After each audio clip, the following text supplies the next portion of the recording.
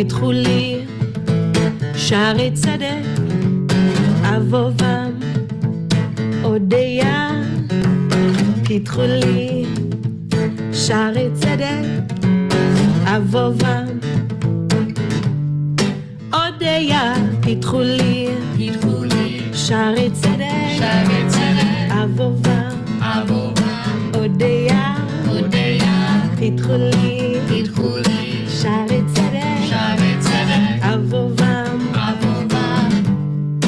אודיה. Open, open up, Open, open up the gates of justice. the gates of justice. I will enter, I will enter. I will praise your name. I will praise your name. Open, open up Open, open up the gates of justice. the gates of justice. I will enter, I will enter. I will praise your I will name. praise your name. פיתחו לי Open, open up שערי the צדק, gates of justice. אבובם I will enter. אודיה. I will praise your name.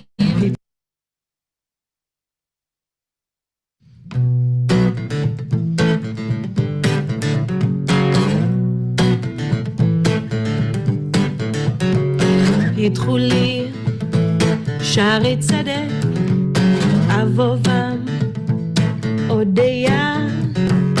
פיתחו לי שערי צדק, אבובם אודיה. פיתחו לי שערי צדק, אבובם אודיה. פיתחו לי שערי צדק, אבובם אודיה. Open, open up Open, open up the gates of justice. the gates of justice. I will enter, I will enter. I will praise your I name. will praise your name. Open, open up Open, open up the gates of the justice. gates of justice. I will enter, I will enter. I will praise your name.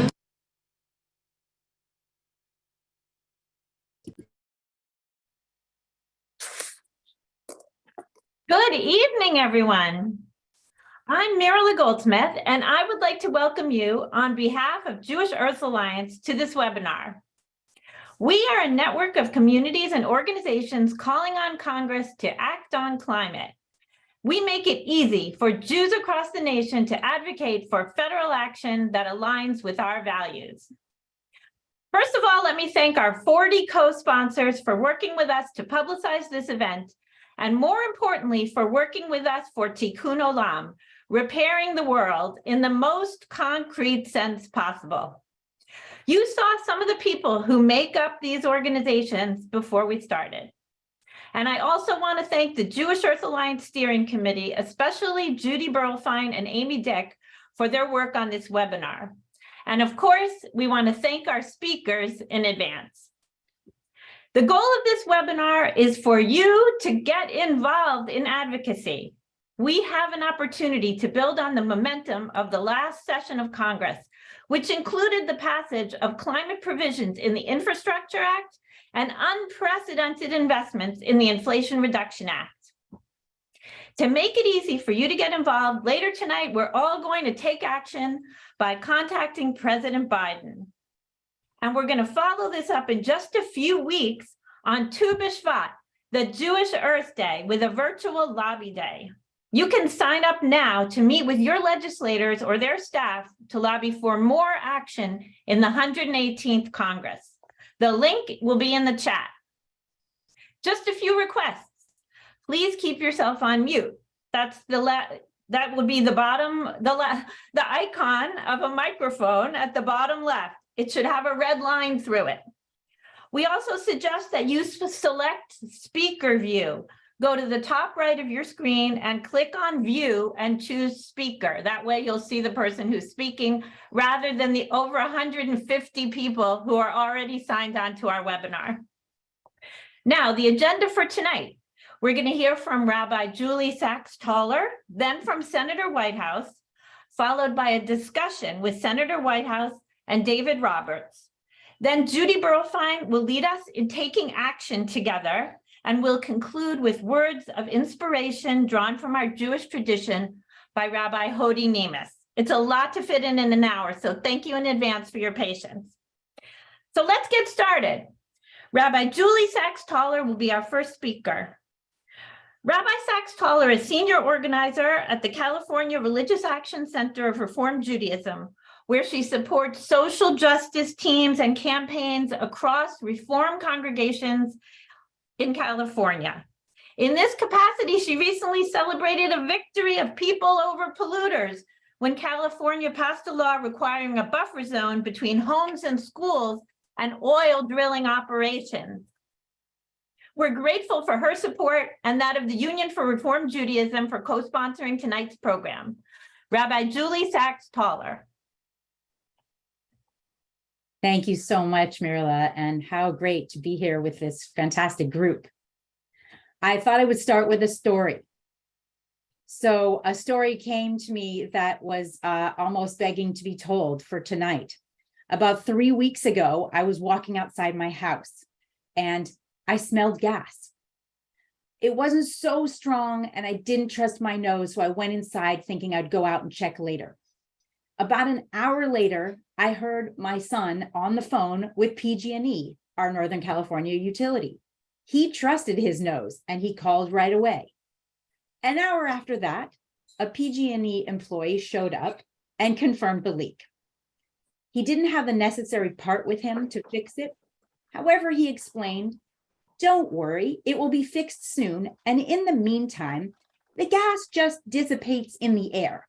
And it's only a problem if it's burned." A pause happened sort of like this one. I was stunned. I couldn't believe the misinformation that he was sharing with me. And the fact that he was telling me that this emission was meaningless. It brought up for me the magnitude of the crisis that we're facing and the fact that and the feeling I have sometimes that it is just too big. Then I found out the action tonight will specifically address reductions in our burning of methane gas. It felt like a good match. And I was reminded that I'm not alone. There is a pep talk in Deuteronomy that you may know well. It goes like this. After we've been given the Torah and heard all the commandments, we're told, "Surely this instruction which I enjoin upon you this day is not too baffling for you. It is not beyond reach. It's not in the heavens that you should say, 'Who among us can go up and get it for us and teach it to us?' Neither is it beyond the sea that we should say, 'Who can get across to the other side of the sea for us and get it and teach it to us so we can do it?' No, it's actually very close to you. It's in your mouth and your heart to do it." Usually we understand this teaching to be about all of Torah, but the medieval Sephardic Rabbi Nachmanides has an amazing interpretation. He says that this pep talk is not about the whole Torah. It's actually specifically about the commandment of teshuvah, or repair, fixing mistakes we've made. And I think of turning around our relationship with the land and the air and the water as a teshuvah process, not just for ourselves as individuals, but for our world and for humanity. So I'd like to read that once more with that in mind. Here's what Deuteronomy is telling us. "Surely the challenge of recreating a respectful way of living on the earth, which is upon you this day, is not too baffling for you, nor is it beyond reach. It is not only for experts that we should say, 'Who among us has a PhD in climate science to teach it to us and tell us what to do?' Neither is it only for politicians that we should say, 'Someone else is in charge, they will take care of it.' No. This is very close to us.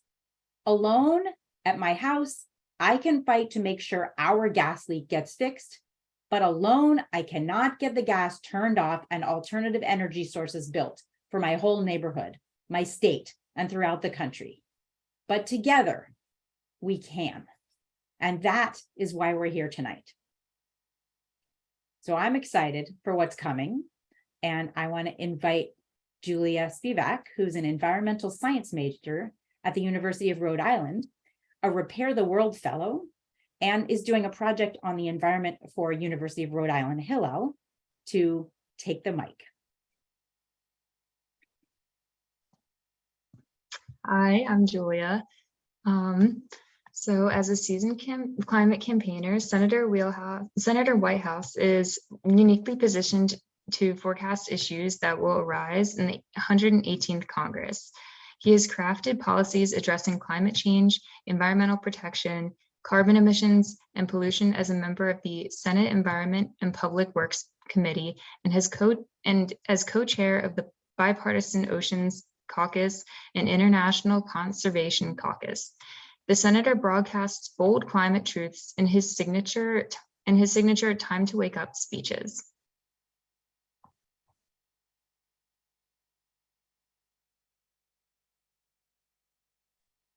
Thank you, Julia. And take it away, Senator Whitehouse. We are so happy to have you with us this evening.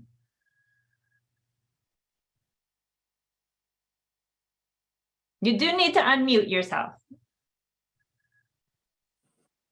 Happy to be with you and delighted to have a URI climate activist introducing me. That's a terrific feeling. And thank you, Julie, for that terrific story. I kind of live this fight pretty constantly. And when I look at Speaker McCarthy over in the House and the people who are being put in charge of the energy committees, I think that the chances that we're going to get much meaningful legislation passed are pretty small. That doesn't mean that we can't be helpful and that there aren't some really important avenues. The first is to nudge the Biden administration to do more and to be more energetic about climate. Had it not been for Secretary Kerry's work overseas, and had it not been for the Senate's work producing the Inflation Reduction Act, the Biden administration really wouldn't have much to show for itself after 2 years with a Democratic Congress and a Democratic president. So the bad news is there's a lot that they could have done that they didn't do. The good news is all that's still before them to do. And first of all, they have an enormous amount of work to do just making the infrastructure bill that you mentioned and the Inflation Reduction Act and its really robust climate provisions, $1/3 of $1 trillion worth of new programs to craft and implement, effective and happen quickly. They have also done one very good thing that has not come to the surface yet, but they've set the plan in motion. The EPA, while the president was with us in Egypt for the COP, announced a new methane rule. And within that new methane rule, buried deep in the fine print, was an increase in the social cost of carbon from $55, where it had been under President Obama, to $120, and with a inflation adjustment so that it will rise beyond that. That is a very, very significant thing that they did. The strategy, I believe, is to turn that into law by going through the Administrative Procedures Act processes and concluding them. And because this is a Clean Air Act regulation, litigation about that will be in the District of Columbia federal courts. So they can't go running off to Louisiana to find that nutty Trump judge and throw out the social cost of carbon.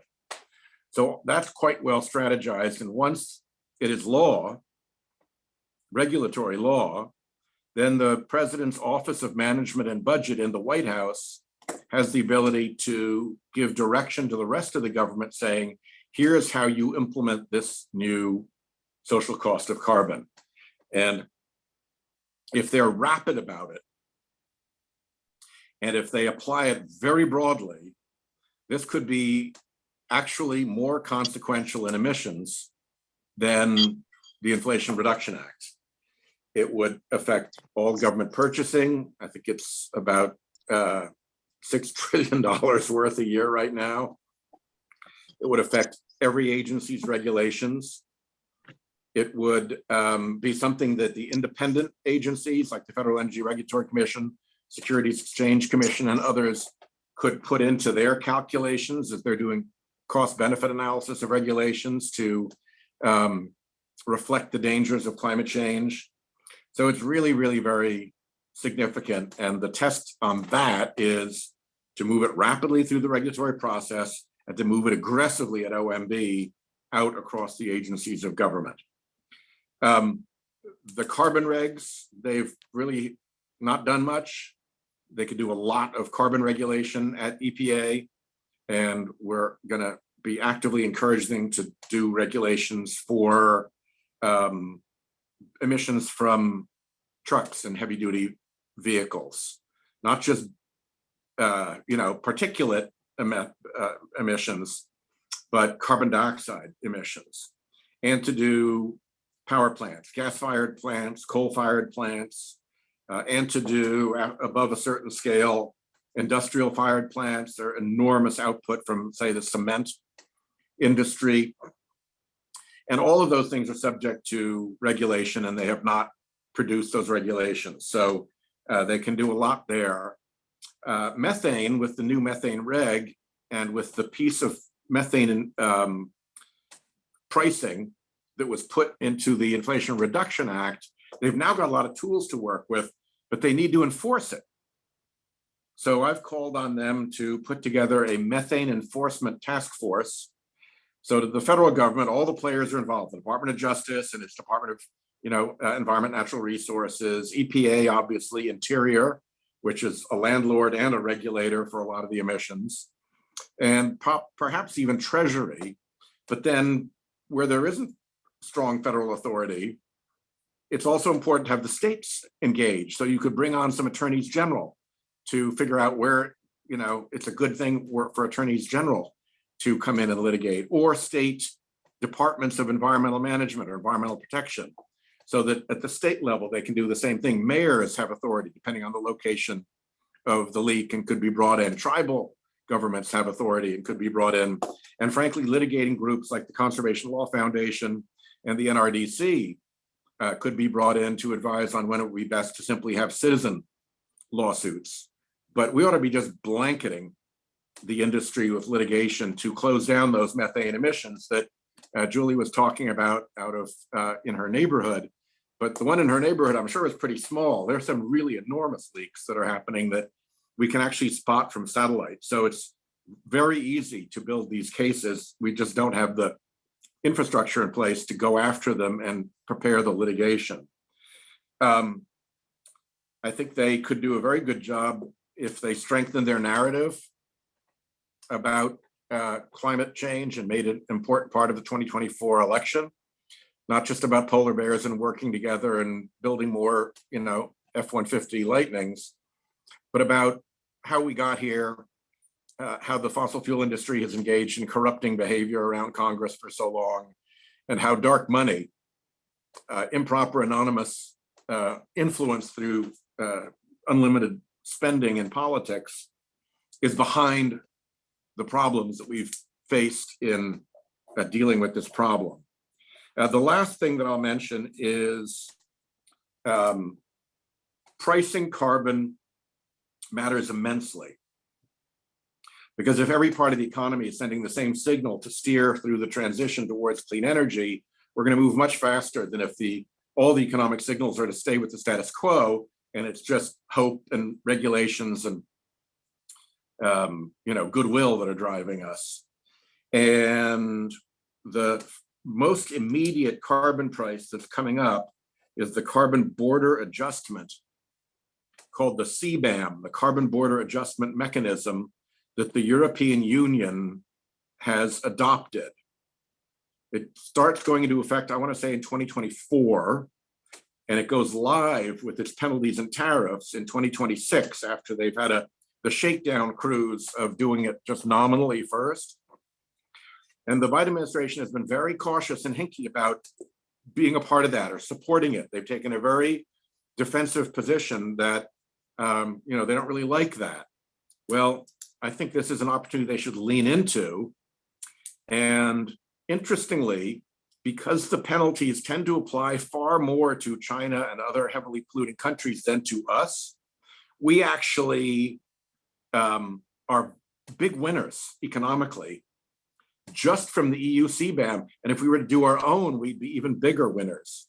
So there is believe it or not, there is a bipartisan conversation in the Senate that is quite well developed about fleshing out what a US response to the EU carbon border adjustment mechanism should look like, so that we welcome what they're doing and move it forward. What it does in a nutshell is it puts a tariff on products that are coming into the EU markets if they're produced by polluting countries and polluting industries. And if you don't have a similar tariff to level it, then you just have to pay. And the US would have to pay unless we developed a similar one. So we really ought to, and its effect on emissions will be very, very, very, very powerful. So if we do all these things, particularly with the social cost of carbon, so there's a big carbon price running through the federal government, and we have the carbon tariff between countries that are big polluters versus others that are investing in efficiency, we have a very, very strong approach. And if we effectively implement the IRA and the infrastructure bill at the same time, we can actually start to veer towards the pathway to safety that we need, which we are not on right now. So there is hope, but it's going to take effort, and a few friendly spurs in the sides of the Bush administration, Biden administration, are going to be important. Thank you so much, Senator Whitehouse. You've given us a lot of food for thought. Now I'm going to bring David Roberts on up with us so we can have some discussion. David Roberts is one of the premier journalists covering climate change in the US. And I personally look for his stories when we're developing our action alerts, and we need a clear explanation of what is going on in Congress. In preparation for tonight, David and I had a great conversation and talked about some of the legislation that does have a chance of passage in this Congress. And I really want to hear about that from you, Senator. I just want to mention a couple of bills that we'll be speaking to our legislators about on our Bishvat virtual lobby day, which is coming up on February 6th, and everybody's invited to sign up for it today. One of them is the Farm Bill, which must be reauthorized every 5 years and could include many critical provisions addressing greenhouse gas emissions from agriculture and the resilience of our food system. Another bill is the Recovering America's Wildlife Act, which passed the House in the last Congress and almost made it into the omnibus. And of course, we want to continue to work on renewable energy. In his newsletter and podcast, David covers the transition away from fossil fuels to clean carbon-free energy, which he calls the enormous sprawling meta story that spans the entire economy and is unfolding at every level of government. And I highly recommend that everyone sign up for David's newsletter. We're going to put the link in the chat.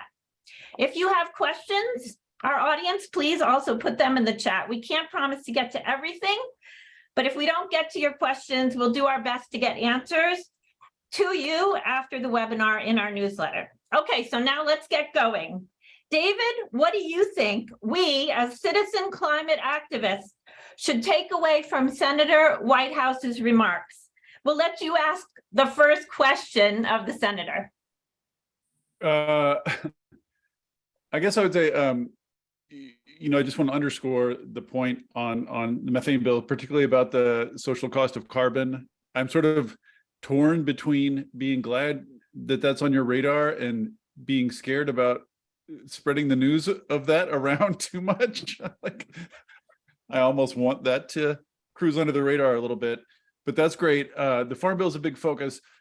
I cannot underscore enough, just put an exclamation point on most of the action in the coming 2 years is going to be Biden administrative implementation of stuff that's been passed already, and the EPA is way behind, and I feel like not nearly sort of bold enough yet. And so I think oversight committees, Senate oversight committees, can do a lot to turn the screws, give them a smack upside the head.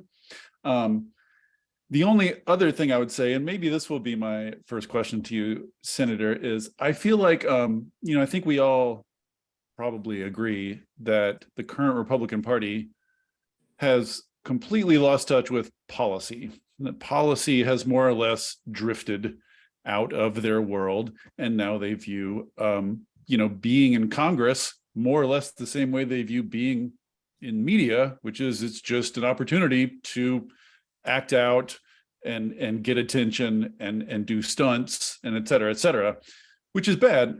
Definitely don't want Democrats to be like that. But I almost feel like sometimes Democrats have the opposite problem, which is a sort of policy literalism. So I just want to know, there's going to be a concerted effort over the next 2 years in the House of Representatives to grasp hold of the media narrative and make it all about pseudo scandals. They're very open about their intent to do this. And I just wonder, given the Dems have the Senate and have some committees of their own and could have hearings of their own, and part of the battle in the next 2 years is a political battle preparing for 2024. Part of what Democrats need to do is make sure people know about these giant investments that are coming to their communities, these giant investments from private companies that are setting up manufacturing facilities in the US now because of the Inflation Reduction Act, just the sort of extraordinary infusion of investment into communities that is coming down out of the government right now is not much good to Democrats in 2024 if people don't know about it. So I just wonder, is creating a little media noise of your own to compete with the House's media noise part of what you're thinking about? Very much indeed. One of the best ways to counter faux scandals that are being offered is to put up real scandals that are happening. And shortage. So yeah, there's no shortage. As you know, I'm going to take over the Senate Budget Committee as chairman when we come back, and we're going to be having nonstop hearings for quite a while on the dangers to the budget and to the economy of continued climate warming and continued carbon emissions. And I think that's going to put our Republican friends in a little bit of a difficult place. Because if they go with their usual, this is a hoax stuff, then nobody's going to buy it, and that's going to go very badly for them. And if they are smart and realistic about it and follow any kind of facts or like what their home state universities teach, then that moves them our way and opens up policy opportunities. So I think it's kind of a win-win situation for us. I'm glad that you agree with me about the Biden administration and how much they have left undone and how much that leaves them now to get done. And I think an important part of that is not just the policy stuff, not just the regs and their content, but also the way that the narrative is rolled out. And I do think that there's a very powerful as well as accurate narrative as people more and more see climate change in their lives harming people who they know and love, that this was done to them. It was done to them by corrupting influences. It was done using floods of dark money in the wake of the terrible Citizens United decision. And the same enterprise has been controlling the Supreme Court also. That's how we got the Dobbs decision. That's how we got West Virginia versus EPA. And everybody in the country hates unlimited anonymous political spending. Everybody, whether you're a Bernie bro or a Tea Partier, you hate the damn stuff. So there's a very powerful narrative lane for Democrats, particularly the president, to claim going into 2024 that he's Teddy Roosevelt. This thing is a mess. He's sick of it. He tried being nice, and now he's going to clean it the hell up. And I think that would be a very, very powerful and very effective narrative. And I think we could pretty much all get behind it. It's just hard to do it without the bully pulpit from the White House when you're trying to speak from pulpits. Can I just add one thing to that? Yeah. I do love that side of the narrative, but it seems to me the other side is this, there's this sort of like climate damage is heading your way and Republicans ignoring it, which is obviously a big deal, but also Democrats are spending money to make the U.S. We're here to help. In these, yeah. We're here to in help, the and game. we're here to help you. We're here to help your home. with the Right. And this thing with renovations. the We're here to help border your small business with new processes. We're here to help your industry with Exactly. manufacturing transitions. Yes. Real money, and we can flag when that money arrives in communities. Yeah. We can make it known. And I was thinking on the carbon border adjustment thing, I feel like a lot of Americans are sort of reflexively used to thinking anything that penalizes carbon is going to raise prices is bad for us. But now we have this new narrative available, which is we're in the game, we're in the low carbon game. So insofar as carbon scofflaws are getting penalized, that helps us because we're one of the good guys now. We're on the right side of this thing now. So penalizing those who are still using carbon is not going to hurt us. It's going to help advantage us because we're finally, thanks to this bill and the rest of the legislation, we're finally in this game now, and we're competing in the low carbon industries in a way we were not just 2 years ago. Very true. And the only point I'd make is that it requires persistence, because the false narratives and propaganda spouted out by the fossil fuel industry through its innumerable front group mouthpieces and through the Republican Party is not something that you can take lightly. You've got to see it as a really important threat that has to be dealt with, and you have to deal with it by meeting it and exceeding it. I want to jump in here and say that I think we're very happy to hear from both of you that putting pressure on President Biden is maybe job number one right now. And later in our webinar, we're all going to be sending messages to President Biden. But I don't want to let the Congress off the hook either. We're getting a lot of questions in the chat about what possibilities there are, especially for bipartisan work on things like the Farm Bill and the Recovering America's Wildlife Act. We know had bipartisan support. Maybe you could talk a little bit about what you see as possibilities there. I know the Budget Committee will have a role in funding decisions about the Farm Bill. How can we use these vehicles to address both emissions and some of the impacts of climate change? And what can Congress, what can we expect from Congress or put pressure on Congress for right now? Carbon border adjustment. That has some bipartisan activity, as I mentioned, going on in the Senate already that can be built on and encouraged. And because of what David said, that there are big winners in the American economy from going that way, they're big allies. I mean, the cement industry, the aluminum industry, the steel industry, the pharmaceutical industry, all of them are winners in all of this. So it kind of divides the corporate community and isolates the fossil fuel industry. So there really is a path there. At the very end of the last Congress, we passed the Growing Climate Solutions Act, which empowers the Department of Agriculture to do basically carbon reduction plans for farmers that will get a certificate that they're real, so that farmers can get credits for the carbon reduction that they've accomplished. And the Farm Bill can build on and expand that. That bill had the support of the Farm Bureau, if you can believe it. That's a little bit like a climate bill having the support of the US Chamber of Commerce. It's kind of unheard of, but they did because farmers are living this. And if we can find ways to help them make the right decisions, I think they're ready to go. And I think we can get a lot of support for measures. We can't get way ahead of our skis, I don't think, but I think there's more to be done there for sure. On the Wildlife Act, I think we're looking more at kind of the conservation side of it, the 30 by 30.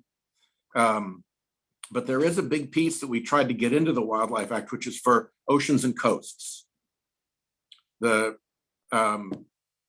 wildlife funding has mostly originated offshore because it comes out of the Gulf Coast revenues, but it mostly gets spent in upland states, mostly in the West and mostly in freshwater ponds and lakes and streams.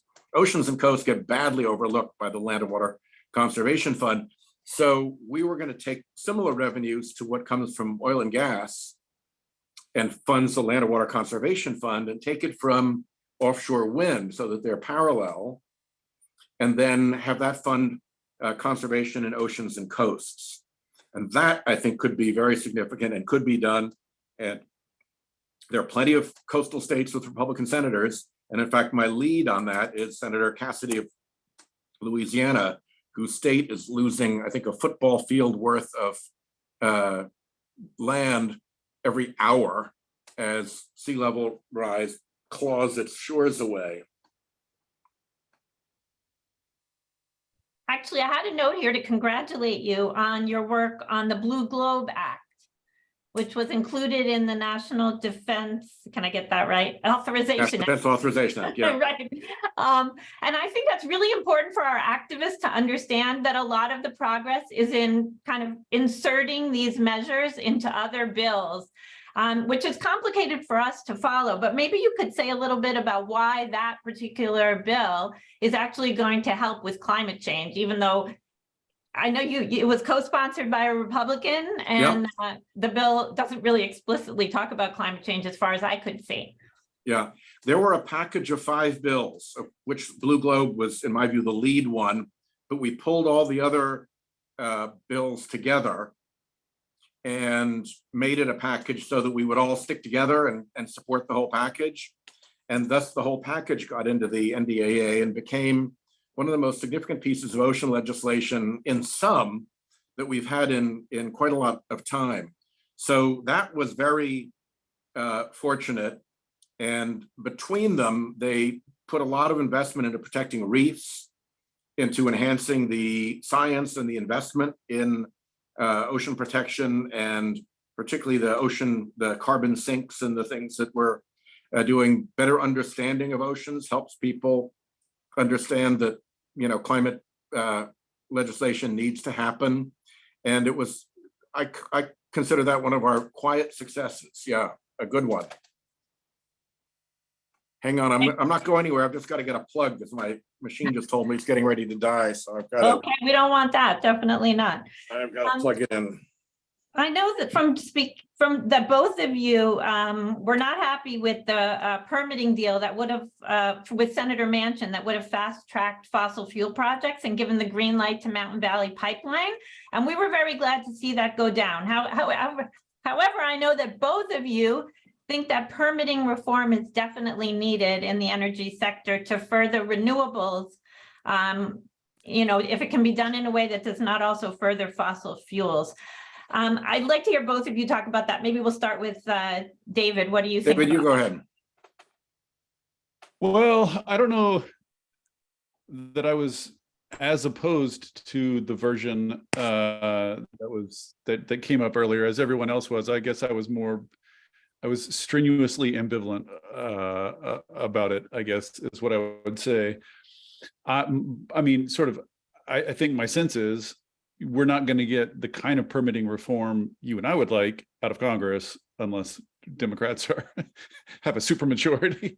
You know, a renewable energy only permitting reform bill, as much as I might like it, I do not think is on the horizon. It's probably going to be a balance of the two, and I think we should have some faith that, given its market momentum, and the momentum in many ways in the other direction in oil and gas, that allowing both to be built more easily would result in more of the former than the latter. That's, I think, is the calculation a lot of people make, and that's probably true in some way. What I'd like to hear about, maybe from Senator Whitehouse, and have been thinking about, is, again, not to come back to this, but what Biden can do in the next 2 years without Congress to make this issue easier, perhaps through FERC. I know FERC has, you know, the membership of FERC, I think, is still somewhat up in the air, and I know they've made some rulings about transmission recently. So I would love to, again, this is something that I think congressional oversight could help light a little fire under them about. Like, there's no, in terms of decarbonization, there is virtually no issue more important than opening up the transmission that's going to unlock all the rest of this. So, some of that kind of thing can be done through FERC. I don't know the extent necessarily. Sadly, we lost Commissioner Glick because we couldn't get him reappointed. So now it's back to a 4-4 tie, which makes it very difficult to move things. And we have to start from scratch with getting somebody through the Senate. Now, the good news is we picked up a seat. So there's no longer a one Democratic senator veto on nominees. But part of what the Biden administration needs to do is to get somebody who's very good on climate issues and get them into the FERC as quickly as possible and make sure that they get confirmed quickly. There's a very ripe area, which is offshore wind. You know, offshore wind regulation was a calamity under Trump. They really didn't want it. It was a rival to gas, so why would they support getting it built? So they were very bad. And so the BOEM leader, Amanda, I'm drawing a blank on her last name right now, who came in and just announced that she was leaving, had to work very hard to try to fix that up. And they've done a lot of work, but they're still in a bit of a hole. And there's a lot more that can be done to make offshore wind better and fairer to the fishing community and build out more efficiently. At this point, we might lose a lot of our offshore wind projects because of regulatory delay and because of price increases. So, you know, it's very much, that's a real danger and a real place where you can show we need permitting reform to get this job done. And the last thing I'll say is that we're at about 25% of the way to where we need to be with our climate goal. And if you implement the Inflation Reduction Act effectively, you get about another 15%. But that 15% collapses if you can't build out the transmission that gets the new energy sources to the energy users in time. And if that all gets tangled up in regulatory delays and uncertainties, then it goes to maybe 4%. And now we've gone all the way from 25 to 29%. You know, bad enough to be only at 40% of our goal after all this legislative effort, worse to be only at 29%. So there's a real immediate payoff from getting a proper regulatory reform, permitting reform bill done. And let me add one quick note to that, which is that, you know, as you well know, Senator, the tax credits in the Inflation Reduction Act are not capped. There's no upper limit on how much can be paid out. So there's a lot of, you know, there's a lot of analysts who think that demand for those tax credits is going to be much higher than what is modeled, which means we spent more than 337 billion. Yes, exactly. We spent a lot more and we reduced a lot more, but we can only reduce as much as we build transmission for. So in a sense, like transmission is the knob. The more you turn transmission, the rest floods in after it. So it's really like the cork in the bottle right now. Agreed. Okay, you've given us a really long agenda. Before we let you go, Senator, I know you have another meeting that you have to jump on. Do you have any final words for us as activists? We're citizen activists coming from a faith perspective, concerned about the moral impact of climate change, and what should we be doing? I think keep making sure that your voices are heard. I think that we have a bit of a reservoir of goodwill building behind some of our Republican opponents. In that, I believe every single university in the country that has the name of the state in its name, so Mississippi State, University of Alaska, every single one of them actually teaches climate science. So we're really over that and need to press on. I would only add that I think that corporate greenwashing right now is a real problem. And if we really want to be effective, and we've asked that the next Conference of the Parties, the next COP, require this as a term of admission to corporations who want to participate, they ought to have to file in the same way they file an audited financial statement. They ought to have to file an audited climate political footprint statement. So the CEOs have to find out and own what their companies and what their trade associations and what their funded US Chamber of Commerce are doing to destroy our chances to do the things that they say they want us to do. They speak with two faces. They speak with two faces. Their public facing speech is all about how they're green and they're clean and they want us to do climate legislation. And then they send their apparatus of influence into Congress to say, don't listen to what we're saying, kill that crap. We don't want any part of this stuff. You're a real champion on the issue of the corporations, and we thank you for it. I hope you don't mind. We've had so many questions coming in the chat. We're going to send them to your staff so we can get some answers. David, I want to thank you as well. Maybe you can write some articles in response to these questions, because there's a lot of really good questions here that people want to know about. I want to thank you both for enlightening us. I'm only sorry we had such a short amount of time. Now Thrilled to it be is with my- you. Thank you for what you're doing.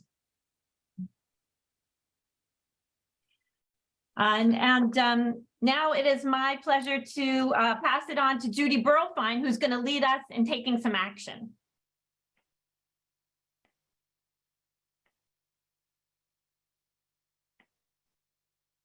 Okay, I need to start speaking, and Amy's going to share my PowerPoint, but I'm just recovering from that. It was amazing. Thank you, Mirala, for leading them.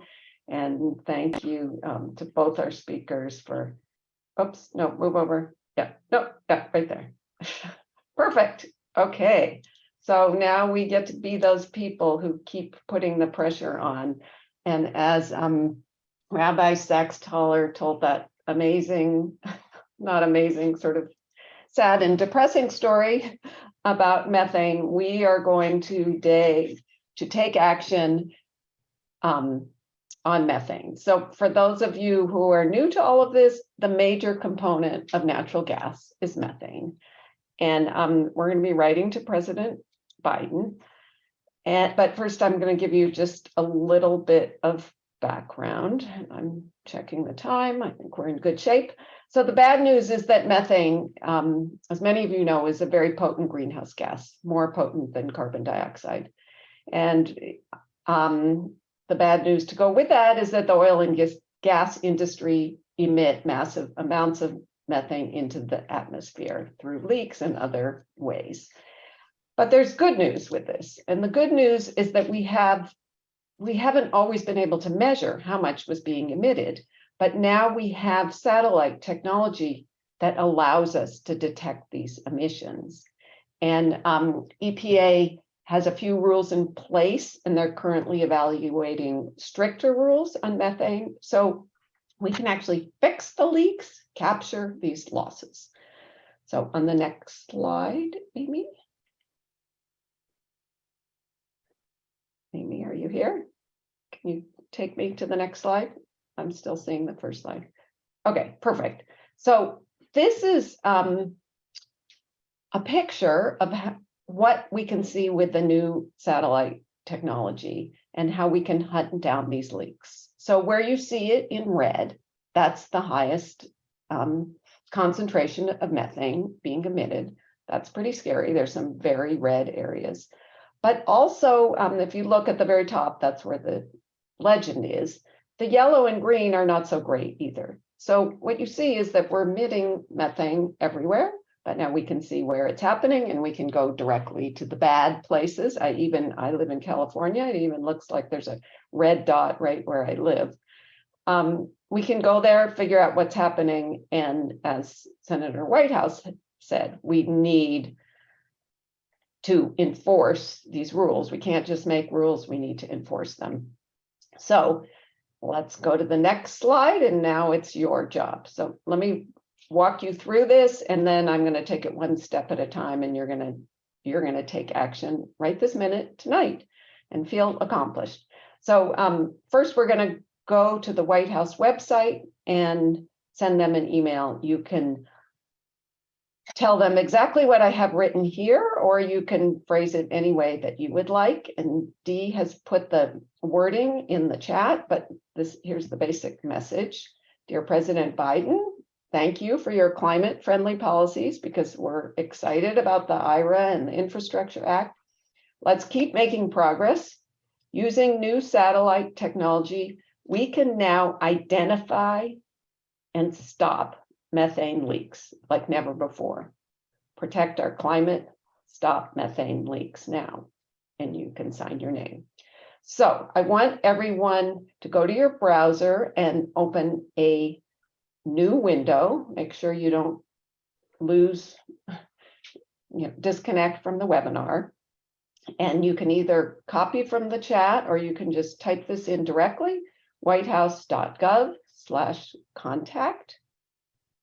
So I'm going to be quiet for a few seconds while you do that.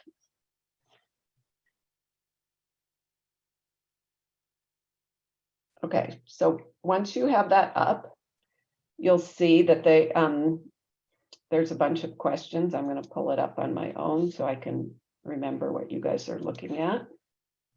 So at the very top, they ask you what kind of message it is. So choose contact the president. And then you'll go in and you'll fill in your name, your last name. You can skip the suffix. You can put in the pronouns, your email, your phone, your street and city, state. And then at the bottom, it says, what would you like to say?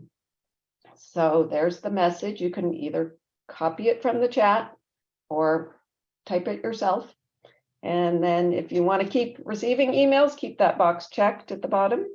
And if you don't, you can uncheck it, and then hit send. And once you've done that, go in the chat and write done. So, and to everyone. So we know that you're actually out there listening and doing what we're suggesting.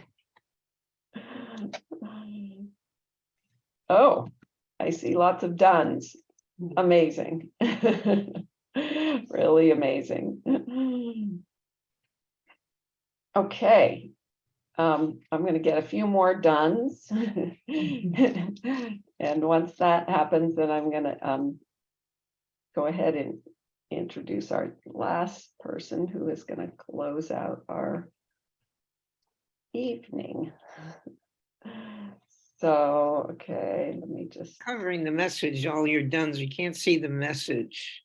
Oh, okay. Dee, can you paste it in there again so people take a break from typing in done, so people who are just writing the letter can see the message. Good point. Someone asked, are snail mail or phone calls more effective? Snail mail is not great because it has to sit there to be screened and tested. Phone calling is always good. So if you prefer to make a phone call, that's good also.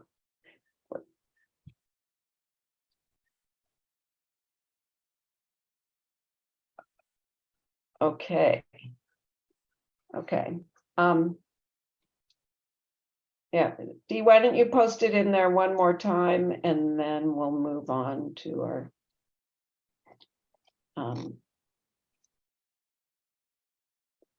if you look for Dee, she has the message in there.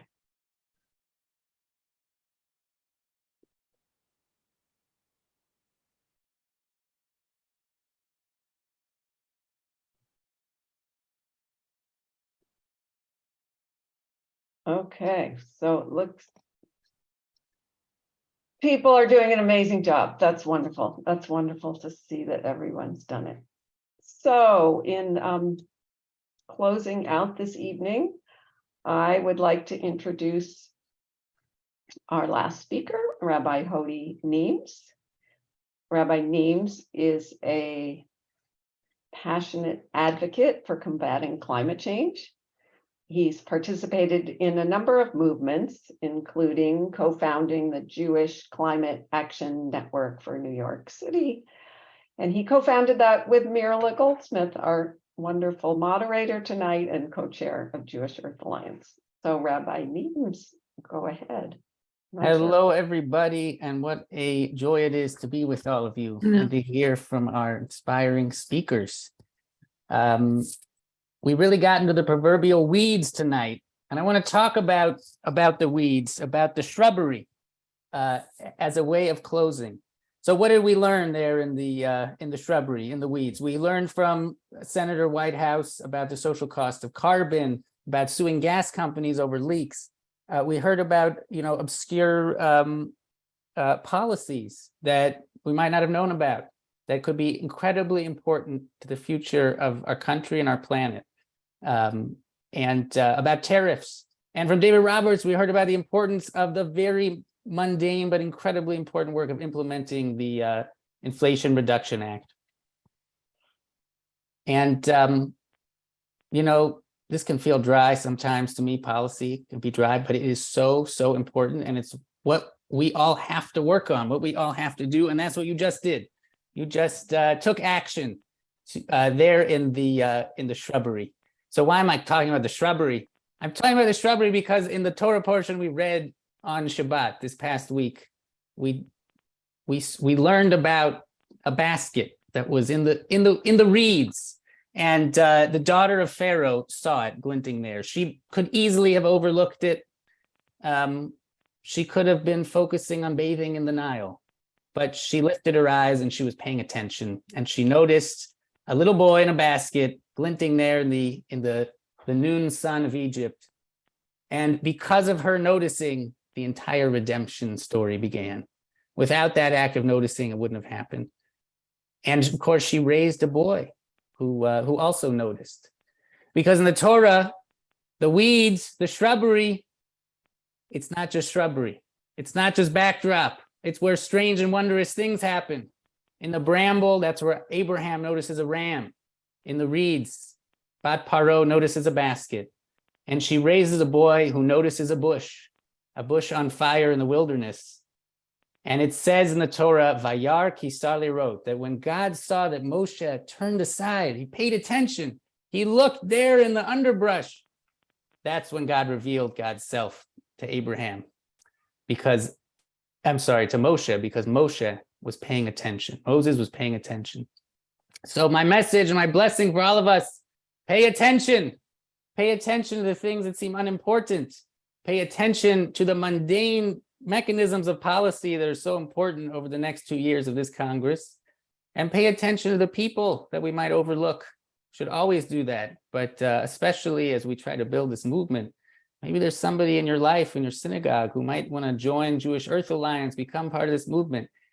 Pay attention. Maybe it's a gas leak you smell on your street.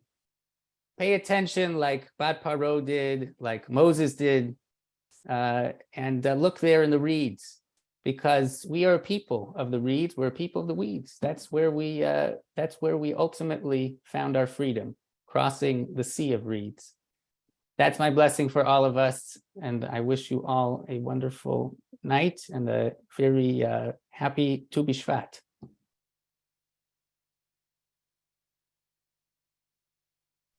Thank you, Rabbi Nemes. And we want to thank all of our co-sponsors again for being with us tonight, and for all of you for your activism. We look forward to working with you in the year ahead. And I think Amy's now going to show our beautiful video with the faces of so many organizers who helped us to put this program together. Thank you, and happy Tu Bishvat. Good night.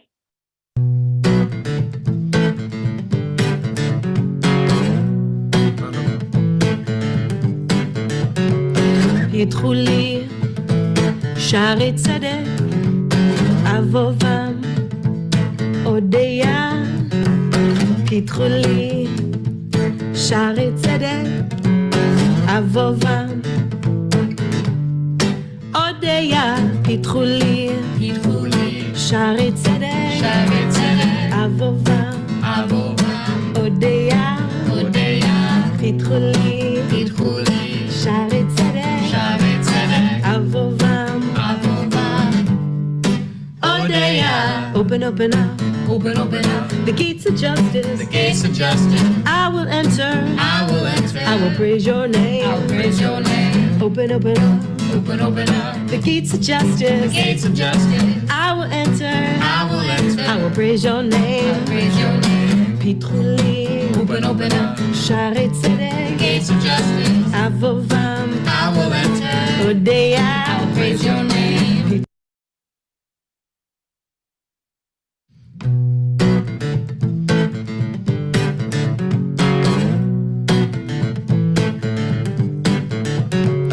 פתחו לי שערי צדק, אבובם אודיה. פתחו לי שערי צדק, אבובם אודיה. פיתחו לי פיתחו לי שערי צדק, שערי צדק, אבובה, אבובה, הודיה, הודיה, פיתחו לי פיתחו לי שערי צדק, שערי צדק, אבובה, אבובה, הודיה. open, open up Open, open up the gates of justice. the gates of justice. I will enter, I will enter. I will praise your name. I will praise your name. Open, open up Open, open up the gates of the justice. gates of justice. I will enter, I will enter. I will praise your I will name. praise your name. פיתחו לי Open, open up שערי the צדק, gates of justice. אבובם, I will enter. הודיה, I will praise your name.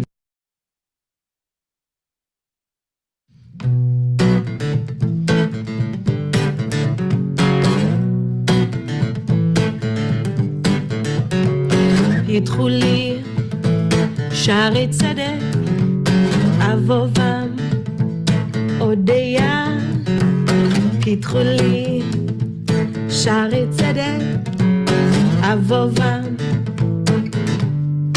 הודיה, פיתחו לי פיתחו לי שערי צדק, שערי צדק, אבובם, אבובה, הודיה, הודיה, פיתחו לי פיתחו לי שערי צדק, שערי צדק, אבובם, אבובה, הודיה. open, open up Open, open up the gates of justice. the gates of justice. I will enter, I will enter. I will praise your I will name. praise your name. Open, open up Open, open up the gates of the justice. gates of justice. I will enter, I will enter. I will praise your I will name. praise your name. פיתחו לי Open, open up שערי the צדק, gates of justice. אבובם, I will enter. הודיה, I will praise your name.